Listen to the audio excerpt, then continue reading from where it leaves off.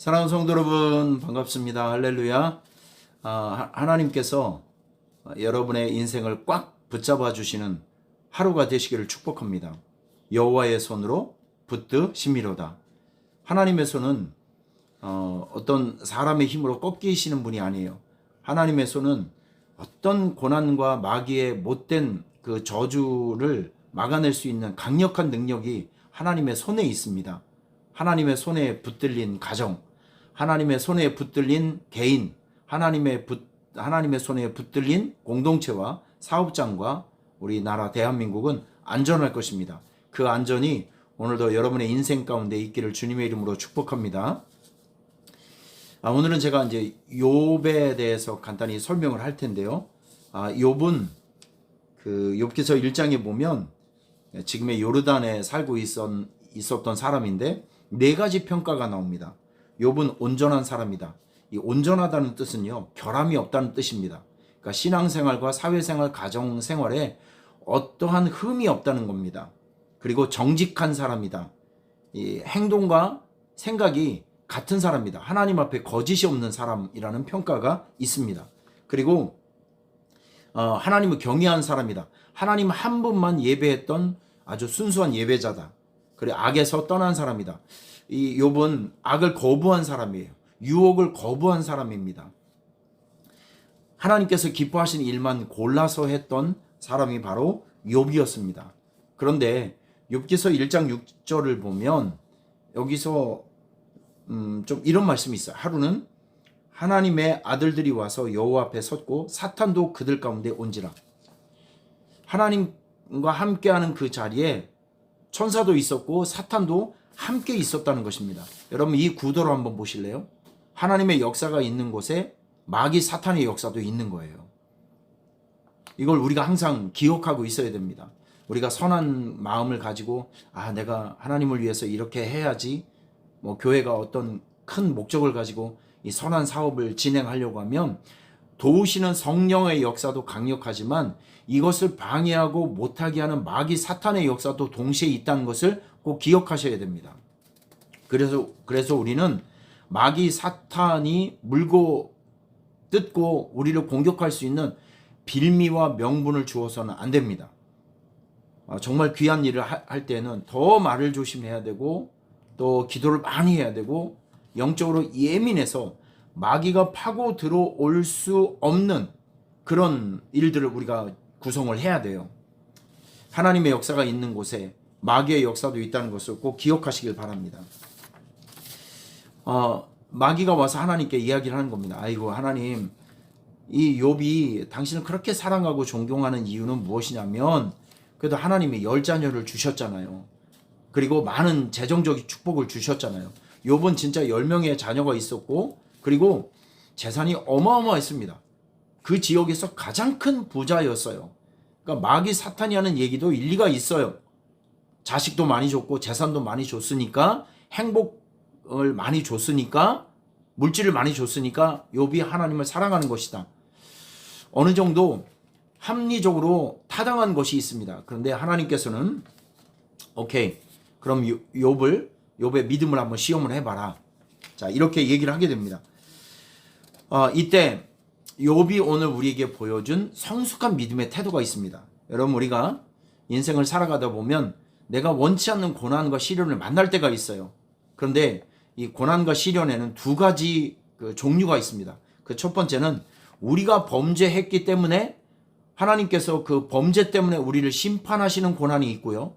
또 하나는 하나님의 뜻한 바를 이루시기 위해서 하나님께서 뜻한 바를 이루시기 위한 허용된 고난이 있다는 것을 기억하셔야 됩니다. 허용된 고난. 예를 들면 이스라엘 백성들이 이집트에 살고 있다가 가나안 땅으로 가는 여정 속에서 40년 동안의 광야 훈련이 있었습니다. 광야 생활이 있었어요. 만약에 이집트에서 살고 있었던 사람들이, 이스라엘 백성들이, 거기는 우상 숭배만 있고 하나님을 경외하는 유일신 신앙이 없었어요. 이 40년 동안에 영적 세탁을 하지 않고 여기서 피를 바꾸지 않고 사상을 바꾸지 않고 신앙을 바꾸지 않고 그냥 들어가게 됐다고 하면 가나안에 살고 있는 이스라엘 백성들은 또 우상 숭배를 했을 거예요. 그러면 이집트에서 살았을 때와 가나안에 살고 있었을 때 뭐가 다르죠? 환경만 바르고 나라만 바뀐 것이지 아무것도 영적으로 바뀐 것은 없어요. 하나님께서는 그래서 40년 동안 광야 생활을 통해서 만나와 메추라기를 먹여가며 구름 기둥과 불 기둥을 보여주면서 그 혜택 아래 살게 하면서 너희들의 하나님은 바로 야훼 하나님, 너희들의 신은, 너희들의 유일신은 하나님이다 라는 것을 훈련시켜 주셨어요. 그 훈련이 끝난 다음에 가나안 땅에 들어가서 나라를 만들게 했다는 것입니다. 여러분, 이런 것들이 허용된 고난이에요. 자, 욥에게도 이 허용된 고난이 있었습니다. 이때 허용된 고난 앞에서 욥은 세 가지 성숙된 태도를 보여주게 됩니다. 결국 이 성숙한 세 가지 태도 때문에 욥기 42장을 보면 욥은 갑절의 축복을 받게 됩니다. 여러분 꼭 기억하세요. 하나님은 일을 풀어가는 과정과 태도를 보시는 분이 우리 하나님이시라는 것을 기억해 주시길 바랍니다. 자, 욥이 어느 날 갑자기 사탄의 공격을 받아서 10명의 자녀가 죽습니다. 그리고 많았던 재산을 다 뺏기게 됩니다. 이 고난 앞에서 욥이 보여줬던 성숙한 태도, 첫 번째 의지적 항복입니다. 1장 20절을 보면 욥이 일어나 겉옷을 찢고 머리털을 밀고 땅에 엎드려 예배하였다. 자, 이런 말씀이 있습니다. 겉옷을 찢고 머리를 밀었다는 것은 내가 그만큼 슬프다는 감정을 표현하고 있는 것입니다. 근데 여기서 우리가 주목해야 될 것은 그 고난 앞에서, 슬픔 앞에서 땅에 엎드려 하나님을 예배했대요. 여러분, 이게 무슨 뜻일까요? 욥의 예배가 무슨 뜻일까요? 슬프지만 욥은 자기에게 일어나고 있는 이 모든 일들을 하나님께서 어떤 목적과 뜻이 있기 때문에 나에게 허락하신 고난이라는 것을 인정한 거예요. 거부하지 않겠다, 반항하지 않겠다, 나는 하나님의 뜻으로 받아들이고 인정하겠다. 그 의지적 표현을, 의지적 항복을 하나님께 보여드린 사람이 바로 욥이었습니다. 땅에 엎드려 예배했다. 하나님을 거부하지 않고 지금 일으키고 있는 이 모든 일들을 나에게 허락하여 주신 하나님의 일로 받아들였다는 것입니다. 그 의지적 항복이 있었다는 것이죠. 두 번째는 욥의 찬송입니다. 21절 말씀 보면 이런 말씀이 있어요. 내가 모태에서 알몸으로 나와 싸운즉 내가 알몸으로 그리로 돌아가올지라. 주시니도 여호와시오 거두시니도 여호와시오니 여호와의 이름이 찬송을 받으실지니이다. 자, 이런 말씀이 있습니다. 욥은 이 모진 고난 앞에서 무엇을 했냐면 영적 찬송을 했대요. 여러분, 찬송은 두 가지가 있습니다. 멜로디로 올려드리는 찬송이 있고, 그리고 하나님을 칭찬하는 거. 여러분, 이 찬송은 하나님께서 듣기 좋아하시는 음악이잖아요. 하나님께 즐거움을 드릴 수 있는 소리입니다. 그래서 기도도 찬송이에요. 곡조 있는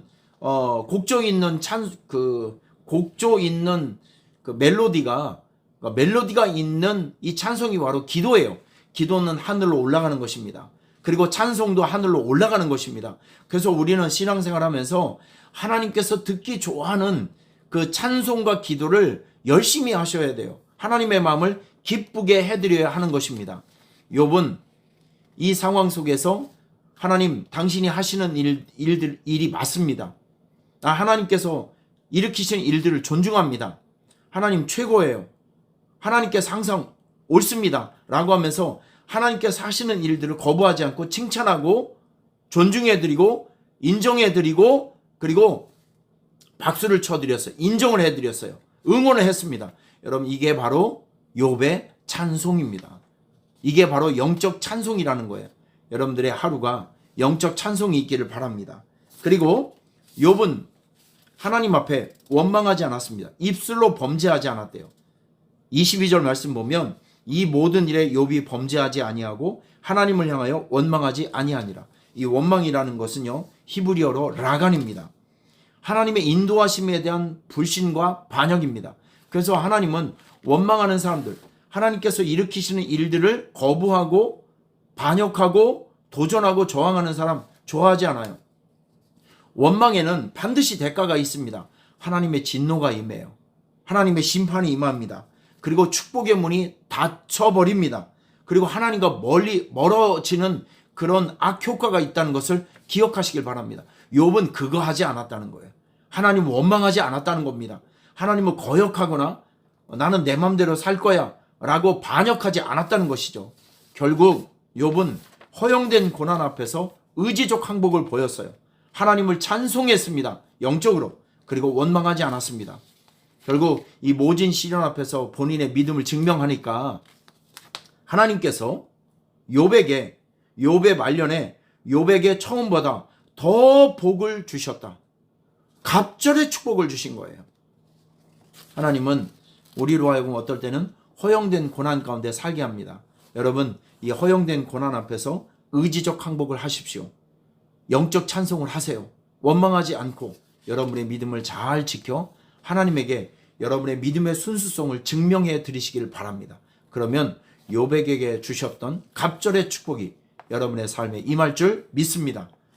욥의 하루를 만들어 가시길 바랍니다. 할렐루야!